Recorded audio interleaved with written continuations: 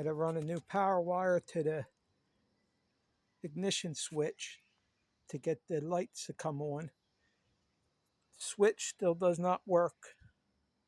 I sprayed it with cleaner.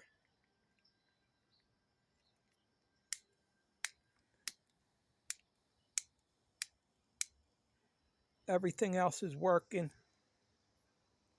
The flasher switch works. Just the high beams won't come on.